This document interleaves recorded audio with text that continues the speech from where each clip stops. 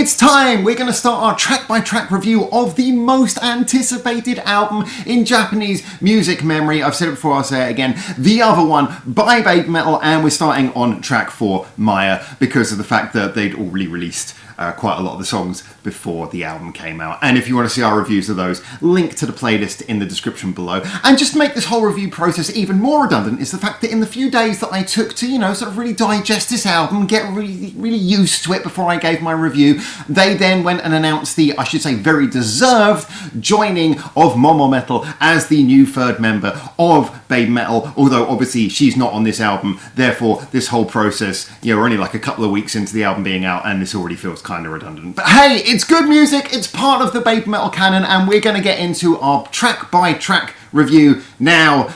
Let's just jump in. Maya. Hi there and welcome back to Japan, where let's start by talking about what the song Maya is. See, as I mentioned, this is the first song that we're going to be covering really after the album's come out, and it's track 4, which means track 4 is the first track on this album that wasn't pre-released, that can't be seen in any way to have been a single. It's the first thing not to be put out ahead of the album in the actual album's playlist. So it's the first track to really think of as an album track only. How does it therefore stand up? Is it just filler? Well, I have to say there's a lot of positive things going for this song, but I will get round to why I think it was just sort of treated as an album track later. But first of all, structurally, it's a song that kicks in with a really intense, hammering riff. It's just really go, go, go from the get-go. I can see why this is really something that you would enjoy a lot live, but it's just got that energy that you want from a BABYMETAL song. And then it blasts into a chorus, which is half-time, much sort of slower, rhythmically sort of more spaced out to give room for a big chorus that has a nice call and answer between Sue and Maya. It's a really big sounding anthemic chorus. I must say, one of the catchiest choruses on the album. It's stuck in my head right now. So this has a nice balance between having that really hammering verse and the big anthemic chorus. The bridge was kind of a nice, simple, heavy breakdown. I really like the fact that it had that sort of stop-start, I would say gated sort of chopper effect going there where everything just cuts and comes back. I like that. It gives you that nice sort of feeling that really breaks up the heaviness. Heavy always sounds heavier when you have something to space it out, when it's not always turned up to 11. Those bits where it backs off, you even get like a momentary beat of space, it makes the impact much more forceful. So yeah, I like the balance of the bridge. I like the whole balance of the song. It had variation, it had everything it needed. So why do I think this is an album track? So why is Maya perhaps not the best candidate for a single, but a very good album track? I would say the reason is that although, as I pointed out, this song does everything right, it doesn't quite have the X factor of songs like Mirror Mirror that kind of catch you by surprise, or even Monochrome, which I did still say when I reviewed that is kind of like a really excellent example of how to tick all the BABYMETAL boxes and do them perfectly.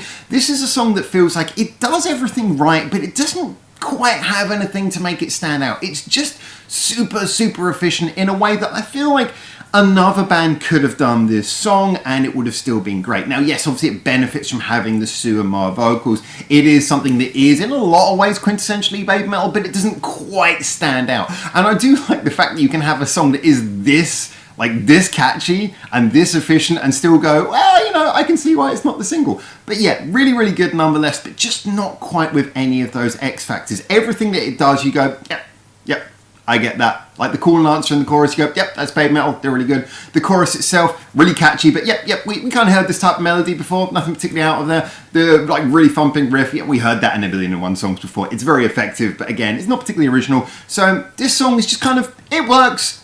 It's really one that every time it comes around in the album, I'm like, yes, this is awesome. I just immediately head starts moving, really enjoying it. But it's not the song in the album where I go, do you know what? Maya's the one that I'm going to skip ahead to. I'd be more likely to skip ahead to Monochrome if I was skipping at all. Now, of course, we have to have a quick talk about production on this because I know production is always a hot topic. I am not one of those people who goes, anything that has been mastered and compressed at all is awful. But by the same token, I do have limits where I think things go too far. And I have heard people say over the history of BABYMETAL, a lot of people have registered the fact there is more production, there is more mastering on their music now than there perhaps was in earlier days. And that's not always been the most popular thing with a lot of people. Now, in the case of Maya, I must admit that as a general, the production is not a problem for me. I like the fact that it's clean, it's sharp, it's impactful. However, I did feel that when you get those really heavy bits at the beginning, the compression was a little bit much. It did mean that that initial bit where it comes in, the verses where you've got the really charging guitars and the really charging beat, there is a little bit sapped out by the fact that I think it is slightly overcompressed. It's not that kind of overcompression where it makes it impossible to listen to. It's just that kind of compression where you think, I feel like a little bit of the energy's perhaps been taken away from this. You want the beats to hit you a little bit harder. You want the guitar to sound a little bit more sort of earthy and bodied. It's not a big problem, but I felt like this is one of those songs where maybe just sort of backing off a little bit would have helped. However, when you get into the chorus and everything spaces out a little bit more, the compression isn't such an issue. It just kind of helps it sound anthemic. So the production was an interesting one for me. It sounded clean, it sounded good, it sounded nice in a way that I think it sounded clean, I think is what I would say. But yeah, I feel I could have backed off a little bit on the compression. Not a big issue for me, but just kind of, I couldn't help but notice that. As I mentioned in the bridge, we have that bit where it cuts and then comes back. That's really impactful, partly because the rest of the song's so compressed that when just everything goes away and comes back, that's the bit where you really get a sort of sudden breathe. So maybe that bit wouldn't be as impactful if the rest of the song wasn't as compressed, but you know, that's just an overall observation it's worth making. I think it's such a subjective thing that everyone's going to have a different view on that. That's just kind of something worth pointing out though. I was also rather taken by the amount of English lyrics in this song. Now, I don't think the whole song was English. It's one of those ones where sometimes when Japanese bands do songs in English, like sometimes it will really hit you like, oh, they're singing in English now. And then sometimes it will be something where the pronunciation, you're not like sure, is are they saying an English word or are they not? In regards to this song, you heard some English lyrics, which is kind of fun. I'm not a big, I don't really care if bands sing in English. I kind of prefer Japanese bands to sing in Japanese. But, you know, I understand that English is a very different tool for music. You can do very different things rhythmically with it. You get a very different range of sounds that you can use. So it's like almost a different instrument using the English language or the Japanese language. But I thought it was kind of fun there. I did notice that the theme talking a lot about sort of Mayan things. I was thinking, I thought we left this all behind when everyone realised the world didn't end in 2012. It's like, calendar restarted, we're all fine. But yes, sort of talking about magical Mayan things. That was interesting. I sort of played with the grandiose nature of the song. I kind of thought that was nice. It's again, you know, BABYMETAL, you think of BABYMETAL, you think of these kind of big thematic theatrical things. Kind of added something again to the song. As I say, I usually focus on the musical side, and I didn't think this song had much of an X factor to make it go, oh wow, that's like something very BABYMETAL. It was just a very efficient, good song. But the lyrics, in a way, kind of added a bit of that BABYMETAL flavour, kind of made it something where you go, okay, well, you definitely can tell it's BABYMETAL in the lyrics, at least. Yeah, so in conclusion, this is actually a really good, fun song. I think this is a great album track. I think putting it as track 4 is brilliant. It's right after Mirror Mirror, which for me, out of all of the singles, is the most standout. Wow, that's got an X factor kind of song. It's one of the ones I mentioned before. I feel it's kind of like almost like a palatable version of Tales of the Destinies. I love Tales of the Destinies, but I understand a lot of people have said that they don't find that such a palatable song. I think that Mirror Mirror was like that, as I mentioned in my review. Again, check out the review playlist of the whole album in the description below.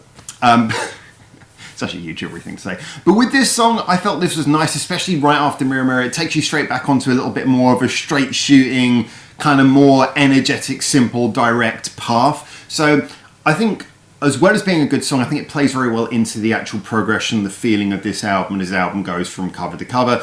I enjoyed it, thought it was great. Definitely can understand why it wasn't a single. It's not the most standout, identifiably, that could only be BABYMETAL song. But as an actual song, very well put together, very catchy, sticks in your head, unless you allow yourself to go on to the next song, Time Wave, which we will cover next. See how I did that? Perfect segue. So anyway, if you want to join me for more of these track-by-track reviews, including Time Wave, then feel free to subscribe to the channel, get in the comments, blah, blah, blah, YouTubery stuff you know will listen, until I hopefully see you very soon in Japan for the next one of these. Tripping over my words. For now, ciao, ciao.